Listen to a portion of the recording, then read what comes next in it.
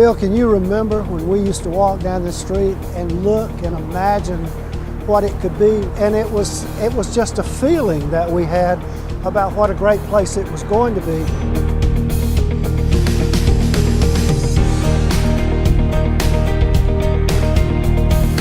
Every great story about a community that transforms itself begins with a core group of people who decide they're not content with the status quo and that they're the ones that are going to step up and change it. Somebody's got to go first. There were weeds along all the curbs. We can't imagine how bad Peachtree Street really looked back in those days. There was a sense of hope that we could really change what was happening in Midtown. It was initially just a sort of gathering of people who wanted to change the neighborhood, but it was an opportunity to help transform the city. I just wanted to be a part of that. You would absolutely be amazed at how fast the Midtown Business Association happened and how much it grew. I mean, we had people from all different types of small businesses involved. But I started to see things happening in Midtown that were not happening in other places, since we always felt the notion that we needed to get closer to the center of Midtown, because that's where, you know, you had this coming together, convergence of architecture, of design, of art, of music. Today, I am absolutely astounded at the transformation that's taken place. We wanted a walkable place. We wanted a place where people could live and work and play.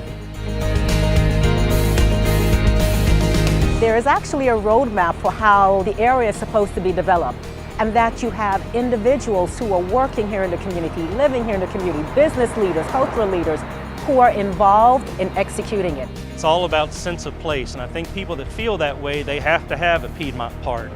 They have to have the Margaret Mitchell House, and I think that's where the history comes in. It gives you that connection, that feeling that you're in a very unique place. What I think is great is that we're not doing this in a vacuum. We're part of this community. We want it to be great, but we want it to be great for everyone. Our team is working really hard on improving Midtown, and I just want to be a part of that. Midtown for the past 40 years has been striving to become the epitome of what a good central area of a city could be, and it's the folks that came before me and it's the folks that will be here after me that will continue all that hard work. I think Atlanta as a city is becoming more robust and vibrant, and we're at the heart of it here. We've done a lot of work as a community to figure out the framework of an excellent urban district, and I just think that's thrilling. What's transpired here over the last 4 decades was never guaranteed to happen. And what we want for Midtown's future is also not guaranteed to happen. We can't be satisfied with anything that's short of exceptional. I think it's important that we focus on the challenges of affordable housing.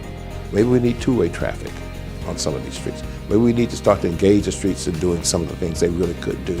We have great universities. They need to attract talented minds from across the globe that want to come here to learn, but also then to stay and be a part of our community.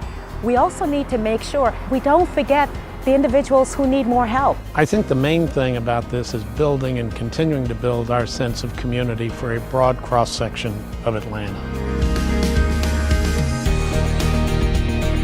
So many committed leaders have been involved in Midtown. We're simply continuing the work that they started. I cannot be any more proud of anything that I've ever done in life than being a part of the startup of the Midtown Business Association and what it has turned into. And we haven't even scratched the surface. The most exciting part is that the story of Midtown Atlanta is still unfolding.